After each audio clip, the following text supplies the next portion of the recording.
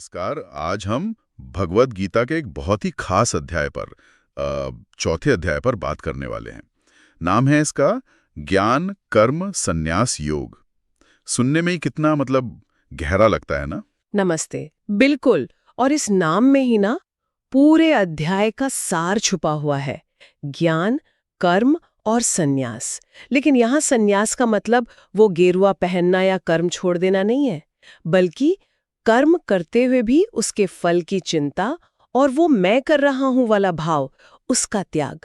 और ये त्याग वो ज्ञान से ही आता है। अच्छा, तो ज्ञान के साथ कर्म करना और फिर उसके फल से जुड़े बिना रहना, यही है क्या इस अध्याय का सेंटर पॉइंट? हाँ, बिल्कुल। भगवान कृष्ण इसमें कर्म करने का सही तरीका बताते हैं, असली ज्ञान क्या है ये समझाते हैं, और अपने खुद के स्वरूप के बारे में भी बहुत गहरी बातें बताते हैं। हाँ, मैंने भी ये पढ़ा। यह अध्याय सिखाता है कि हम अपने रोज के काम करते हुए भी उनके बंधन से कैसे फ्री रह सकते हैं। जी। और ये कोई आज की फिलॉसफी नहीं है, ये एक बहुत पुरानी सनातन ज्ञान की धारा है। कृष्ण तो बस उसे दोबारा सामने ला रहे हैं अर्जुन के लिए। यही बात मुझे सबसे ज्यादा इंटरेस्टिंग लगती है कि कृष्ण कहते हैं ये ज्ञान उन्होंने बहुत पहले दिया था। चलिए इसी प्राचीन ज्ञान की यात्रा को आज समझने की कोशिश करते हैं, थोड़ा खोलते हैं इसे परत दर परत। जरूर। कृष्ण खुद बताते हैं कि ये जो अनमोल ज्ञान है योग, उन्होंने सबसे पहले सृष्टि के बिल्कुल शुरुआत में सूर्यदेव विवस्वान को सिखाया था। सूर्यदेव को? अरे ये तो बहुत ही पुरानी बात हो गई। हाँ, बहुत पुरानी। फिर सूर्यदेव ने ये ज्ञान अपने पुत्र मनु को दिया, और फिर मनु ने अपने पुत्र राजा इक्ष्वाकु को।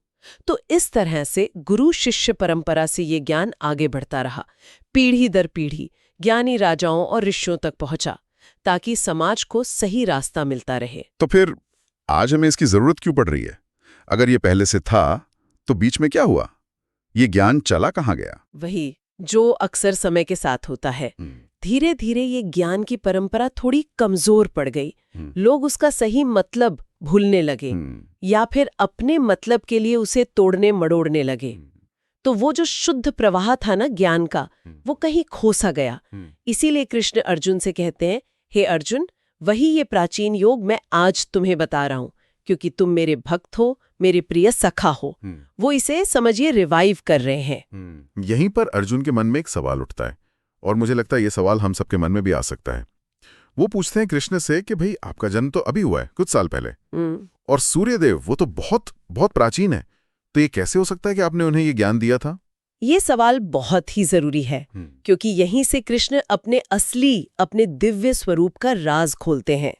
वो अर्जुन से कहते हैं, हे अर्जुन, मेरे और तुम्हारे, हम दोनों के बहुत से जन्म हो चुके हैं। फर्क बस इतना है, वो कहते हैं, कि मुझे वो सब याद है पर तुम्हें याद नहीं है। अच्छा, कृष्ण ये कह रहे हैं कि वो हमारी तरह, साधारण इंसानों की तरह जन्म मृत्यु के चक्कर में नहीं बने हैं। बिल्कुल। वो आगे और साफ करते हैं, कहते हैं, मैं अजन्मा हूं, मेरा कभी विनाश नहीं होता, मैं सभी प्राणियों का ईश्वर हूं।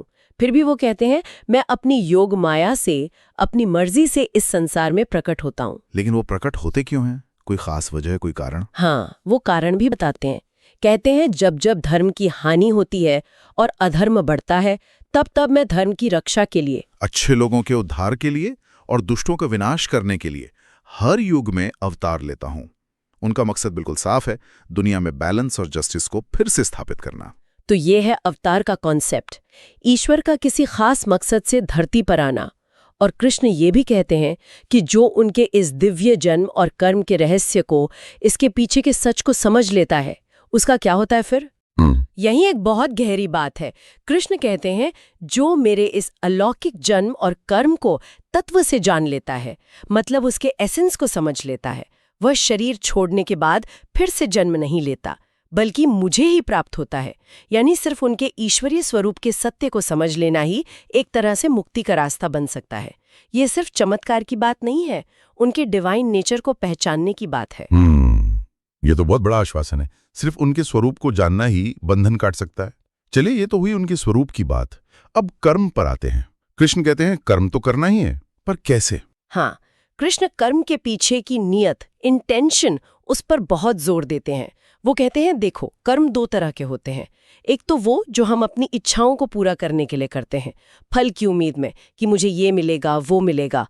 दूसरा वो कर्म है जो हम बिना किसी स्वार्थ के करते हैं, बिना फल की चिंता किए, बस अपना कर्तव्य समझकर। और इन दोनों में फर्क क्या पड़ता है? फल की इच्छा से कर्म करने में क्या प्रॉब्लम है? हम सब आखिर कुछ पाने के लिए तो काम करते हैं ना? प्रॉब्लम फल की इच्छा में ही है। जब हम फल से बहुत ज्यादा जुड़ जाते हैं कि मुझे ये मिलना ही चाहिए या ऐसा क्यों नहीं हुआ, तो हम उस कर्म के बंधन में फंस जाते हैं। सफलता मिली तो अहंकार आ गया, फेल हुए तो दुख हो गया। हम बस सुख दुख के झूले में झूलते रहते हैं। तो फिर उपाय क्या है? काम करना छोड़ दें? नहीं नहीं, बिल्कुल नहीं। कृष्ण कहते हैं कर्म छोड़ना कोई उपाय नहीं है, कर्म करना है। उपाय है निष्काम कर्म, यानी कर्म करो, पूरी कुशलता से करो, अपना बेस्ट दो, लेकिन उसका जो भी नतीजा निकले उससे अपनी खुशी या गम को मत जोड़ो। फल जो भी मिले उसे ईश्वर की इच्छा समझकर स्वीकार कर लो। एक तरह से अपने कर्म को ईश्वर को सौंप दो। ये सुनने में तो बहुत अच्छा लगता है, पर क्या ये प्रैक्टिकल है? मतलब असल में ऐसा हो सकता है बिना किसी उम्मीद के काम करना? जैसे कोई डॉक्टर ऑपरेशन करे और सोचे ही नहीं कि फीस मिलेगी या नाम होगा। हाँ, ये कठिन जरूर है, मैं मानती हूँ, पर नामुमकिन नहीं है। ये अभ्यास से आता है, प्रैक्टिस से। आप डॉक्टर का ही उदाहरण लीजिए। अगर डॉक्टर का ध्यान सिर्फ मरीज को ठीक करने की प्रक्रिया पर है, पूरी लगन से वो अपना काम कर रहा है, तो नतीजा अच्छा होने की संभावना ज्यादा है। लेकिन अगर वो सिर्फ पैसे या शोहरत के बारे में ही सोचता रहेगा, तो शायद उसके काम में कहीं चूक हो जाए। निष्काम कर्म का मतलब ये नहीं कि आप उदासीन हो जाए, बल्कि नतीजे के प्रति अनासक्त होना है, डिटैच्ड होना है, कर्म करते हुए भी उसके बोझ से मुक्त रहना। इसे ही कृष्ण कहते हैं कर्म में अकर्म देखना, ऐसा कर्म करना जो बंधन ना बने। कर्म में अकर्म, ये विचार तो काफी गहरा है। मतलब काम करते हुए भी उससे बंधना नहीं। अच्छा, इसके बाद कृष्ण यज्ञ की बात करते हैं। यज्ञ का मतलब तो हम अक्सर वो समझते हैं जो हवन कुंड में आहुति देते हैं। हाँ, आमतौर पर वही समझा जाता है, लेकिन कृष्ण यहाँ यज्ञ के मायने को बहुत फैला देते हैं, बहुत बड़ा बना देते हैं। वो कहते हैं कि सिर्फ अग्नि में सामग्री डालना ही यज्ञ नहीं है। ओह, तो फिर और क्या-क्या यज्ञ हो सकता है? बहुत कुछ। कृष्ण कई तरह के यज्ञ गिनाते हैं, जैसे अपनी इंद्रियों को कंट्रोल करना, उन्हें बुरे कामों से रोककर अच्छे कामों में लगाना, ये भी एक यज्ञ है, इंद्रिय संयम यज्ञ।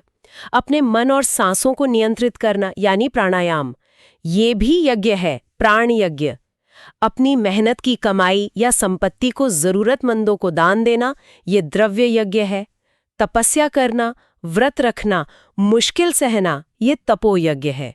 और शास्त्रों को पढ़ना, ज्ञान हासिल करना, ये स्वाध्याय यज्ञ या ज्ञान यज्ञ कहलाता है। अरे वाह, इसका मतलब तो ये हुआ कि कोई भी काम जो हम अपने स्वार्थ से ऊपर उठकर करते हैं, एक अनुशासन के साथ, और उसे ईश्वर को या किसी ऊंचे लक्ष्य को समर्पित कर देते हैं, तो वो एक तरह का यज्ञ बन जाता है। ये तो रोजमर्रा की जिंदगी को ही एक साधना बनाने जैसा है। बिल्कुल सही पकड़ा आपने। हर वो कोशिश जिसमें हम अपने अहंकार को, अपनी इच्छाओं को, अपने आराम को किसी बड़े उद्देश्य के लिए कंट्रोल करते हैं या अर्पित करते हैं, वो यज्ञ है। ये एक अंदरूनी त्याग है। और इन सब यज्ञों में क्या कृष्ण किसी एक को सबसे अच्छा बताते हैं, कोई बेस्ट यज्ञ? हाँ, वो साफ साफ कहते हैं कि इन सभी यज्ञों में ज्ञान यज्ञ सबसे श्रेष्ठ है। ज्ञान यज्ञ यानी ज्ञान का अभ्यास करना या ज्ञान को बांटना, ये सबसे अच्छा क्यों है? दान देने या तपस्या करने से भी अच्छा? हाँ, क्योंकि बाकी सभी यज्ञों का फल वो शायद टेम्पररी हो सकता है या लिमिटेड हो सकता है, लेकिन ज्ञान यज्ञ का फल है अज्ञान का नाश, और अज्ञान ही तो सारे दुखों और बंधनों की जड़ है। जैसे कृष्ण आगे कहते हैं, ज्ञान से बढ़कर पवित्र करने वाला इस दुनिया में कुछ भी नहीं है। ज्ञान ही वो परम शुद्धि लाता है जो हमें हमेशा के लिए मुक्त कर सकती है।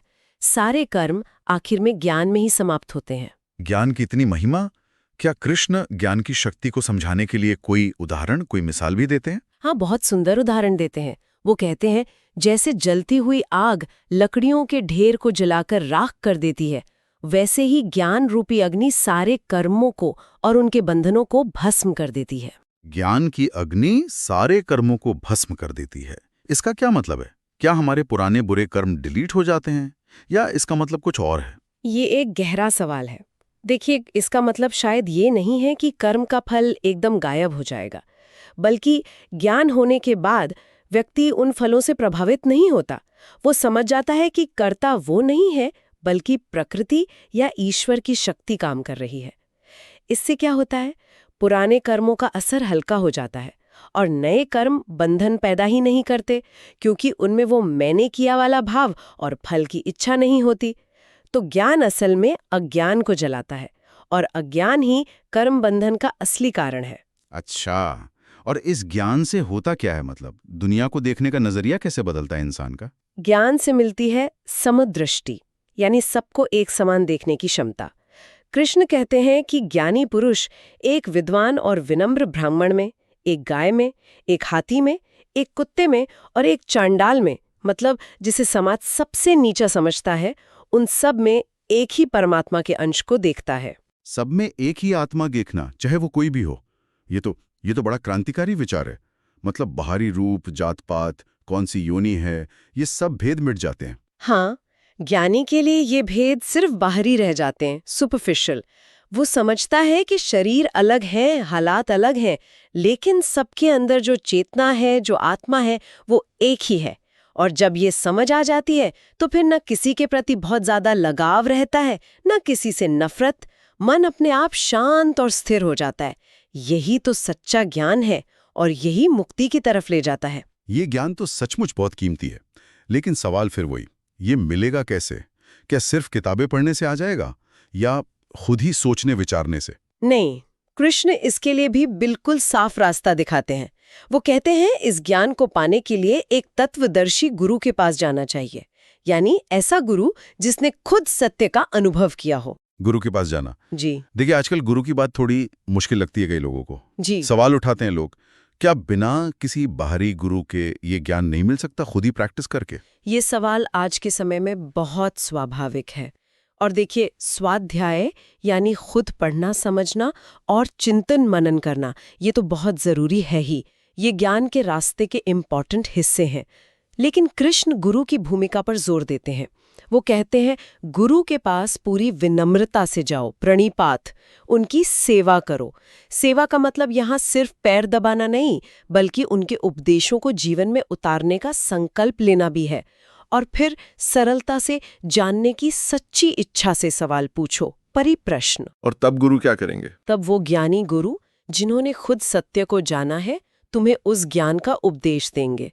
जैसे सोचिए, किसी अनजान और मुश्किल रास्ते पर हमें गाइड की जरूरत पड़ती है जो रास्ता जानता हो। वैसे ही अध्यात्म के इस गहरे रास्ते पर गुरु हमारा मार्गदर्शन करते हैं। वो हमारे उन बारीक डाउट्स को क्लियर कर सकते हैं जो शायद किताबों से या अकेले सोचने से ना हो। गुरु का अनुभव, उनकी कृपा ज्ञान पाने को आसान बना देती है। समझ गया। तो गुरु एक गाइड की तरह हैं जो सही दिशा दिखाते हैं। अच्छा, अब ये बताइए कि जिसे ये सच्चा ज्ञान मिल जाता है, वो इंसान असल में होता कैसा है? उसके व्यवहार में, उसकी लाइफ में क्या बदलाव आता है? सबसे पहला लक्षण है वो संदेहों से, डाउट से पूरी तरह मुक्त हो जाता है। उसकी बुद्धि एकदम स्थिर हो जाती है। फिर वो जीवन के उतार चढ़ाव में, सुख दुख में, मान अपमान में, मतलब विचलित नहीं होता, परेशान नहीं होता। उसका मन शांत रहता है। और क्या वो कर्म करना छोड़ देता है? मतलब सन्यासी बन जाता है? कर्म है, उन्हें पूरी कुशलता से, पूरी निष्ठा से करता है। लेकिन कैसे? बिना किसी अटैचमेंट के। उसे न कर्म करने का अहंकार होता है, न फल की चिंता होती है, न वो कर्मों से भागता है, न उनमें लिपटता है। तो मतलब वो दुनिया में रहता है, सारे काम भी करता है, पर अंदर से बिल्कुल अलग रहता है, एक साक्षी की तरह। बिल्कुल, वो कर्म करता है, पर कर्म उसे बांधते नहीं। वो कमल के पत्ते की तरह संसार में रहता है। कमल का पत्ता पानी में रहता है, पर पानी से भीगता नहीं। ऐसा व्यक्ति ही जीवन में सच्ची स्वतंत्रता, सच्ची शांति का अनुभव करता है। वो बाहर से एक्टिव होते हुए भी अंदर से स्थिर और मुक्त होता है। यही है ज्ञान कर्म संन्यास योग का असली मतलब। ये तो जीवन जीने का एक बिल्कुल अलग ही तरीका है। कमाल है। अब अध्याय के आखिर में कृष्ण अर्जुन को क्या कहते हैं? वो देखते हैं कि अर्जुन अभी भी कंफ्यूज्ड है, युद्ध करने न करने के संदेह में फंसा है, और ये संदेह अज्ञान से पैदा हुआ है। तो वो कहते हैं, हे अर्जुन, उठो, अपने हृदय में अज्ञान से पैदा हुए इस संदेह को ज्ञान रूपी तलवार से काट डालो और योग में स्थित होकर युद्ध के लिए खड़े हो जाओ। ज्ञान रूपी तलवार से संदेह काटना और योग में स्थित होकर युद्ध करना, इसका क्या मतलब है? थोड़ा और समझाइए। मतलब है कि जो सच तुमने अब जाना है कि आत्मा अमर है, कर्म करना तुम्हारा धर्म है, फल की चिंता बेकार है, उस ज्ञान का इस्तेमाल करो। अपनी कंफ्यूजन को, अपनी दुविधा को इस ज्ञान से काट डालो। और योग में स्थित होने का मतलब है समत्व भाव में स्थित होकर, यानी जय पराजय, लाभ हानि, सुख दुख, इन सब को समान समझकर सिर्फ अपने कर्तव्य पालन के लिए। और अर्जुन का कर्तव्य क्या है? क्षत्रिय होने के नाते युद्ध करना। तो उसके लिए तैयार हो जाओ। तो कृष्ण यहाँ ज्ञान और कर्म को अलग अलग नहीं देख रहे, वो तो उन्हें जोड़ रहे हैं, ज्ञान को कर्म का आधार बना रहे हैं। हाँ, बिल्कुल, यही कर्मयोग है। ज्ञान से प्रेरित होकर बिना अटैचमेंट के किया गया कर्म। कृष्ण अर्जुन को ये नहीं कह रहे कि डर कर भाग जाओ, वो कह रहे हैं एक ज्ञानी योद्धा की तरह अपना कर्तव्य निभाओ। तो अगर हम इस पूरे अध्याय का सार मतलब निचोड़ एक लाइन में कहना चाहें तो वो क्या होगा? सार यही है कि न तो सिर्फ कर्मकांड यानी पूजा पाठ वगैरह काफी है, न ही सिर्फ कर्मों को छोड़ देना काफी है। असली रास्ता है ज्ञान को समझना, उसे जीवन में उतारना और बिना फल की चिंता किए अपना कर्तव्य कर्म करते जाना। यही सच्ची आजादी और शांति का मार्ग है। बिल्कुल। कृष्ण ने हमें अपने दिव्य स्वरूप का रहस्य बताया, ज्ञान की शुद्ध करने वाली शक्ति समझाई जो सब में एकता दिखाती है, बिना स्वार्थ के कर्म यानी निष्काम कर्म करने का तरीका सिखाया, और इस ज्ञान के लिए गुरु की शरण लेने का महत्व भी बताया। जी, और आखिर में अर्जुन को और एक तरह से हम सबको भी ये प्रेरणा दी कि मन के जो संदेह हैं उनसे ऊपर उठो, ज्ञान और कर्म के संतुलन से जीवन जियो, ज्ञान को कर्म का दीपक बनाओ और कर्म को सेवा और समर्पण का रूप दो। यही संदेश है इस अध्याय का। ये सारी बातें सुनने के बाद ना एक सवाल मन में घूम रहा है। हाँ, पूछिए ना। आज की हमारी जिंदगी इतनी तेज रफ्तार वाली है, जी, इतनी भाग दौड़ है, ऑफिस है, घर है, रिश्ते हैं, सफलता का प्रेशर है। हम इस ज्ञान को, इस निष्काम भाव को अपनी रोजमर्रा की जिंदगी में कैसे ला सकते हैं? कैसे ये मुमकिन है कि हम बाहरी दुनिया में सफल भी हों और अंदर से शांत और स्थिर भी रहें? ये वाकई सोचने वाली बात है, और शायद इस अध्याय का सबसे महत्वपूर्ण प्रैक्टिकल सवाल भी यही है। कैसे हम अपने काम को सिर्फ नौकरी या मजबूरी न समझें, उसे एक यज्ञ की तरह, एक कर्तव्य की तरह पूरी ईमानदारी और कुशलता से करें, पर उसके नतीजे से अपनी शांति भंग न होने दें। कैसे हम दूसरों के साथ अपने व्यवहार में वो समदृष्टि लाएं जिसके बारे में कृष्ण ने कहा। शायद इसी खोज में, इसी कोशिश में गीता के इस अध्याय की शिक्षाओं का आज के जीवन में सच्चा प्रयोग छिपा है। ये एक लगातार चलने वाला अभ्यास है, एक साधना है जिस पर हम सबको विचार करना चाहिए।